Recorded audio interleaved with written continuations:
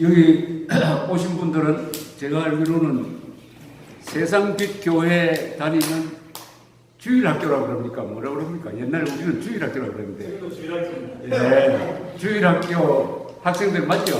네. 저도 주일학교 다녔어요. 박정희 대통령도 주일학교 다녔습니다. 알아요?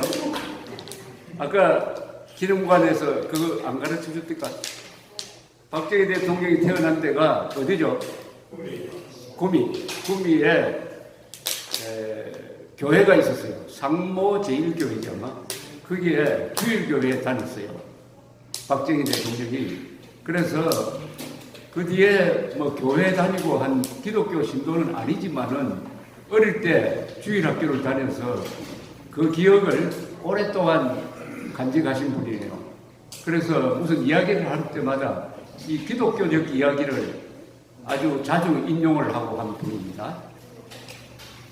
오늘 제가 듣기로는 이 기념관 구경을 했다고 하는데 박정희라는 이름을 여기 와서 처음 안 분들도 있죠. 미리 알고 왔어요?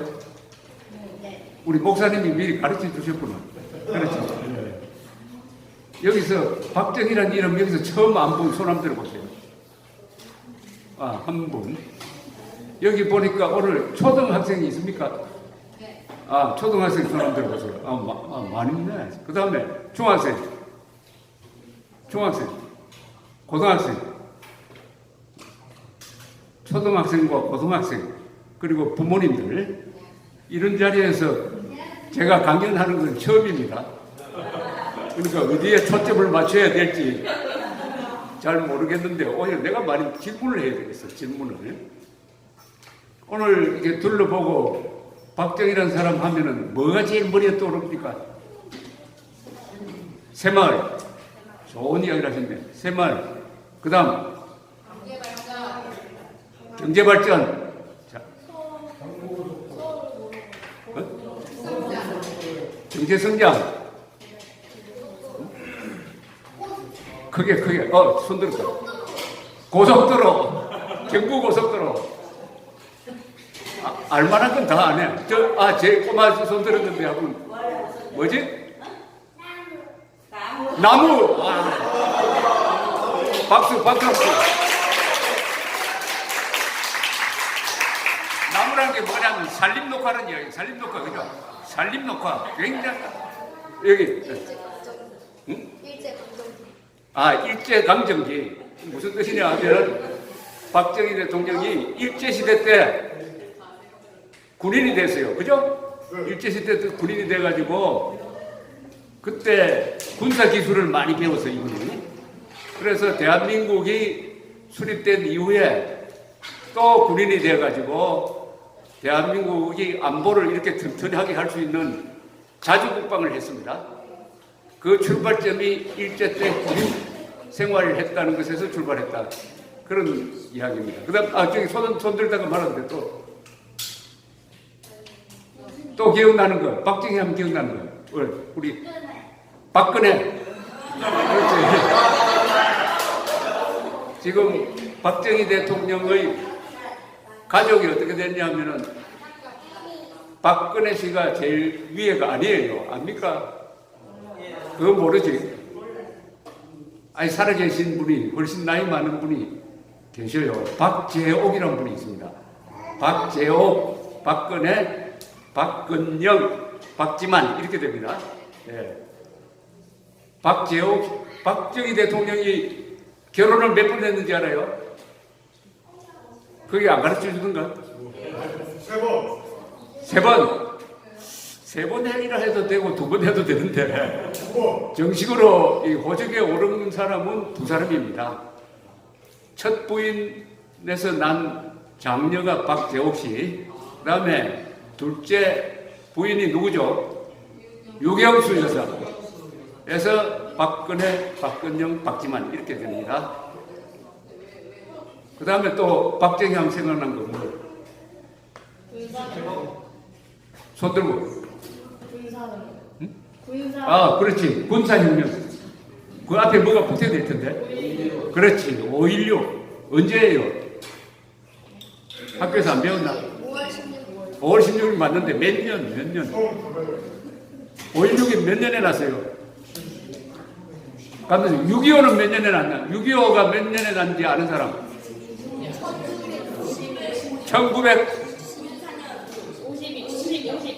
1950년. 아, 잘한. 1950년에 났습니다. 1950년 6.25. 5.16은 그 11년 뒤 1961년. 그 다음에 박정희 하면 또 생각나는 생각. 여기. 월남파병. 장군? 장군은 이승만하고 관계가 있는데, 장군하고 관계 없다고 볼 수 없어요. 왜냐하면은 장군이란 말은 뭐죠? 군대를 만드는 거죠. 그런 뜻으로 한 거 아닌가? 장군이란 말은 군대를 창조한다 말인데, 우리가 대한민국을 건국하기 전에 먼저 군대를 만들었어요. 군대가 있어야 나라를 만들 수 있다고. 그래서 박정희 씨가 다시 또 조선경비사관학교에 들어가서 장교가 됩니다.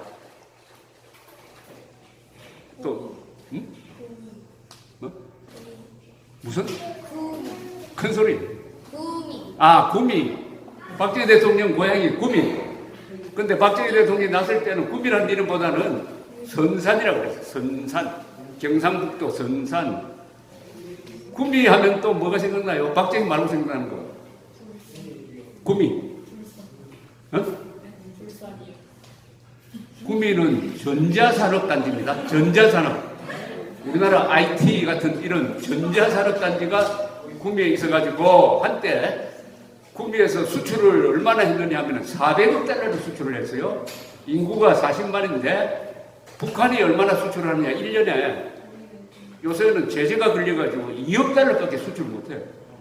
북한은 2억 달러 수출, 구미는 400억 달러 수출.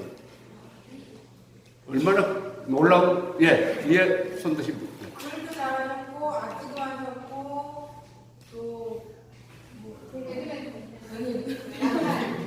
나팔도 잘 안 들리 큰 소리 좀. 글씨도 잘 쓰셨고, 글씨도 잘 쓰셨고. 글도 잘 쓰셨고, 그렇죠. 음악도 잘하셨고, 그림도 잘하셨고. 그림 잘 그렸습니다. 아주 중요한 점을 말씀해 주셨는데, 박정희 하면 키가 컸을까요? 작을까요? 몇 센치? 170이요. 에이, 170이 크지. 153? 그건 너무 작고. 164cm. 164cm.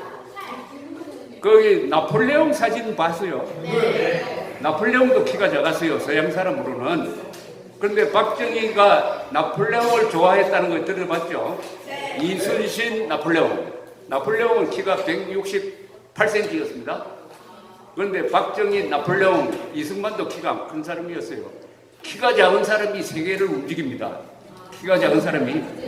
여기 키 작다고 해가지고 너무 걱정하지 말라고. 키 작다고 뭐 성장 호르몬 주사 해가지고 키 크는 그런 거 하지 마세요. 그리고 글을 잘 썼었는데 거기 박정희 대통령이 쓴 한자로 된 글 많죠? 네. 총력 안보 산림 녹화 많이 써놨을 겁니다. 그런데 박정희 대통령이 하나 실수한 게 있다고. 뭔지 알아요? 잘못한 게 있다고. 잘못한 게. 아무리 위대한 인물이라도 항상 잘못한 게 있어요. 그게 뭐냐 하면은 한글 전용으로 한 게 잘못됐어요. 한글 전용. 여러분 여기 계신 분들 한자 공부하는 사람 손 들어보세요. 한자 공부하고 있는 사람 손 들어보세요. 한자. 아니 이름은 다 한자로 지었을 거 아닌가?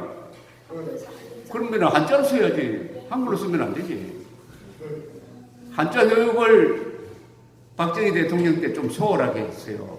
그래서 한글만 쓰도록 한 거라. 이게 잘못됐습니다. 여러분들 지금이라도 한자 공부를 해야 됩니다. 우리나라 국어사전 봤어요? 안 봤어요? 국어사전 딱 펼쳐보세요. 거기에 한자로 적힌 단어가 몇 개가 있어요? 몇 개나 되죠? 70%가 한자로 적어야 돼. 70%는.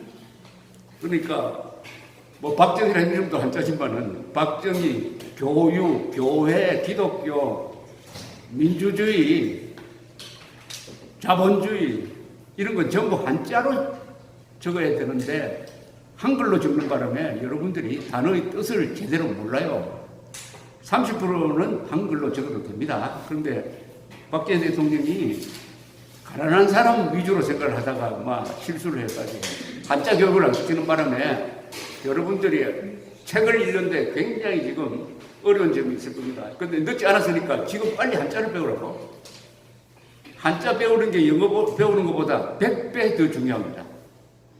무슨 말인지 알겠어요? 한자를 배우면은 국어 실력이 뛰어나게 되고 한자를 배우면은 저절로 영어 배우는데 뛰어나게 됩니다. 한자를 배우면은 이 머릿속에 언어의 고속도로가 깔려가지고 거기에 영어, 프랑스어, 독일어를 배우기가 쉽습니다. 한자는 세계에서 제일 배우기 쉬운 말입니다. 6개월만 배우면은 그 실력 가지고 평생을 갑니다. 그러니까 제발 한자를 배우세요. 한자를. 한자. 그리고 한자 배우는 게 얼마나 재밌다고. 자, 그 다음에 아까 박정희 대통령이 그림을 잘 그린다고 했는데 박정희는 서예도 잘하고 그림도 잘 그리고 또 뭘 하나 잘하죠? 이분이 아 맞다, 운동. 박정희 대통령은 키는 작지만 몸이 나쁘져가지고 학교 다닐 때부터 금도를 했어요. 금도를 잘했어. 운동을 잘하는 사람. 대통령 시절에도 배드민턴을 쳤어요. 그때 이 60대에 벗은 사진이 있어요. 해수욕장에서 찍은 박정희 대통령 사진 보면은 또 권투 선수 같아요. 몸이 단단하게 그렇다고. 그 다음에 작곡을 했습니다. 그게 박정희 대통령이 작곡한 노래 안 나옵니까? 새마을 노래. 잘 살아보세요. 그 박정희 대통령. 그러고 나의 조국이라는, 군대 갔다 온 사람이 있으면은 나의 조국이라는 아주 근사한 군가를 작곡 작사한 사람입니다. 자, 작곡도 하고 그림도 잘 그리고 서예도 하고 또 글도 잘 썼어요. 그 박정희 대통령 일기장 봤어요? 이분은 계속 돌아가실 때까지 일기를 쓴 분입니다. 일기. 자, 그런데 여러분들이 아마 모를 거야. 박정희 대통령이 진짜 비밀을 하나 가르쳐 줄까요? 진짜 비밀. 거기 대구 사범 다닐 때 성적표 못 봤어요? 봤어요. 거기 전시가 되어 있는데 봤죠? 성적표 어때요? 그 안내하는 사람 제대로 안 가르쳐 주네. 박정희 대통령 대구 사범 다닐 때 4학년 성적이 얼마냐? 73명 중에 73등. 꼴찌 했어요. 꼴찌. 73명 중에 73등. 박정희 대통령 성적. 5학년은 약간 올라가서 내 기억으로는 아마 한 69등쯤 됐을 거예요. 박정희 대통령 꼴찌입니다. 꼴찌 출신이에요. 꼴찌 출신 대통령. 대단하지 않습니까? 여러분 어떻게 생각해요? 학교에서 꼴찌해도 사회에 나가서 열심히 하면 대통령까지 될 수 있다. 그걸 보여준 사람입니다. 여러분 아인슈타인 알아요? 네. 아인슈타인도 학교 다닐 때 별 볼 일 없었다고. 그래도 세계를 바꾸는 위대한 천재가 되었습니다. 그런데 그 성적표를 잘 읽어보면은 박정희가 꼴찌를 했지만은 잘하는 게 많았어요. 그걸 알아야 됩니다. 꼴찌를 했는데도 잘하는 게 뭐냐 하면은 독서를 많이 했어요. 그 다음에 운동을 했었고, 그 다음에 그림 잘 그리고 음악. 그러니까 이런 지식이 있으면은 한순간에 꼴찌 하더라도 금방 훌륭한 사람이 될 수 있어요. 그것을 인문교육이라고 그래요. 여러분, 인문교육이라는 걸 들어봤죠? 들어봤어요? 인문은 역사, 철학, 문학. 여기에 스포츠, 예술 이걸 합치면은 사람의 바탕이 만들어집니다. 바탕이. 박정희는 어릴 때가 아니지 학교 다닐 때, 사범학교 다닐 때 이 바탕을 튼튼하게 한 사람입니다. 그러니까 일시적으로 꼴찌를 하더라도 그 뒤에 바탕이 크니까 그것을 잘 살리니까 제일 꼭대기까지 올라가요. 꼴찌 한다고 여러분 여기 꼴찌 한 사람 있어요? 없어요? 꼴찌, 자랑스러운 꼴찌. 내 꼴찌 했다. 왜? 앞으로 더 하면 될 거 아니에요. 꼴찌가 제일 좋은 점이 뭐예요? 더 올라가는 길밖에 없습니다. 꼴찌는 더 밑으로 떨어질 데가 없다고. 없어요. 그러고 박정희 하면서 또 생각난 거 한번. 아, 광부. 여러분, 광부 무슨 말인지 알죠? 당시에 서독에 광부를 우리가 수출한다고 그랬어요. 사람 물건도 아닌데 수출한다는 표현이 이상한데, 우리가 경제 성장을 할 때는 수출 선언이라는 말도 쓰고 수출 광부란 말도 썼는데 파독 광부라고 그러죠. 그때는 동독 서독이 관련이 있을 텐데 서독에 광부로 취업해 간 사람들 60년대 초부터 그 사람들 다 대학 나온 사람들이 많았어요. 왜 서독으로 취업을 하러 갔겠습니까? 왜 갔어요? 돈 벌려고. 아니 한국에서도 돈 벌 수 있는데 일자리가 없어서 그렇습니다. 일자리가 적어서 대학교 나와도 취직할 데가 없어요. 그러니까 외국으로 가는 거예요. 그 다음에 외국에 가면 월급이 많죠. 국내에서 받는 것보다. 그래서 광부들이 갔습니다. 1964년에 박정희 대통령이 광부들을 수독을 방문한 김에 광산에 가서 그 광부들 앞에서 연설을 했는데 울음바다가 됐어요. 그때 박정희 대통령이 다짐을 했습니다. 다시는 여러분들처럼 고생을 안 시키겠다. 우리의 후손들은 반드시 자랑스럽게 살 수 있는 그런 나라를 만들겠다고 아주 맹세를 합니다.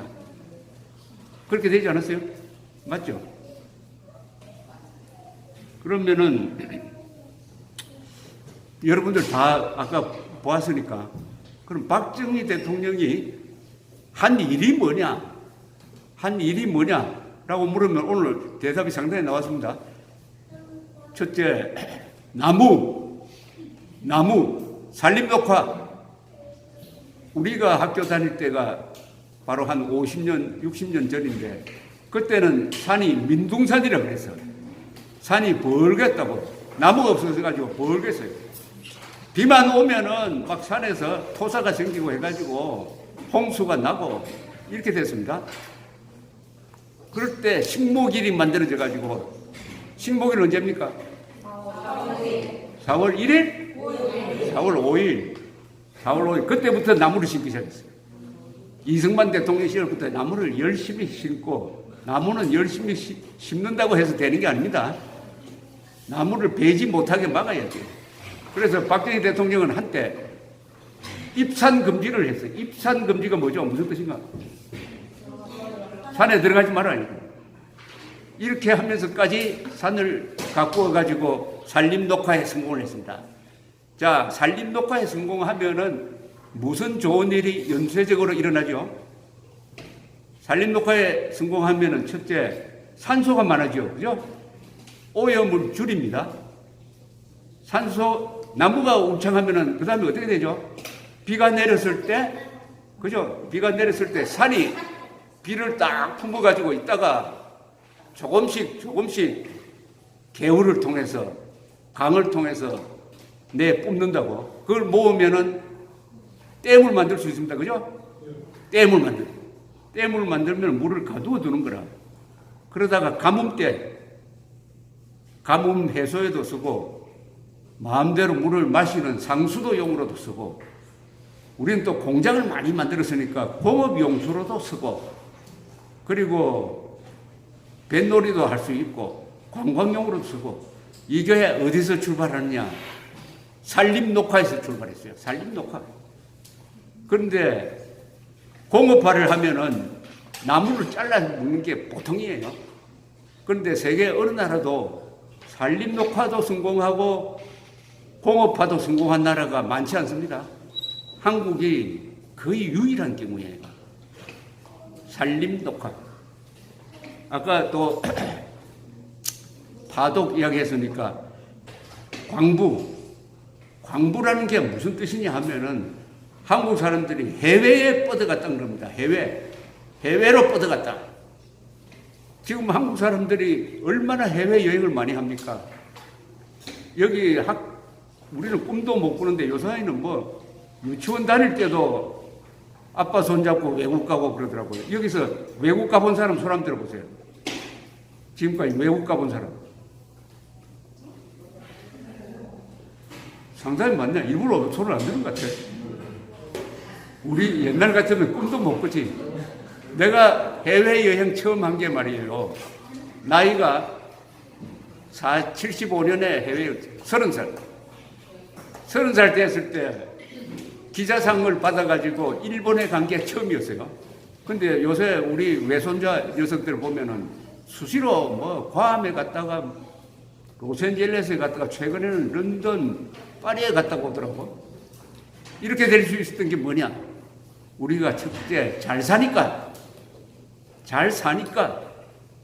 그 다음에는 자유민주주의 국가니까. 아니 북한에서 여행의 자유가 있어요, 없어요? 북한에서 마음대로 도나를 다닐 수 있습니까? 없죠. 북한에서는 평양 사람이 지방에 가려면은 우리가 여권보다 더 심한 절차를 밟아야 돼요. 못 갑니다. 북한 사람들이 평양에서 지방으로 간다든지 지방에서 평양으로 오는 것은 우리가 외국에 나가는 것보다 더 복잡하게 만들어놨다고. 그러니까 북한 사람 치고 외국에 나간다는 꿈도 못 꾸지. 북한 사람들의 아마 90% 이상이 해외에 한 번도 나가지 못하고 죽습니다. 죽어요. 해외로 뻗어나갔다. 해외로 뻗어나갈 수 있었던 것은 우리가 잘 살고 자유민주주의하고 또 특히 한국과 일본과 동맹을 맺어가지고 한미일 동맹을 중심으로 해가지고 자유민주주의를 하는 나라와 친구가 됐다. 교제를 잘 했다 이겁니다. 그런데 북한은 우리가 성공한 것 제일 반대로 가는 게 북한이에요.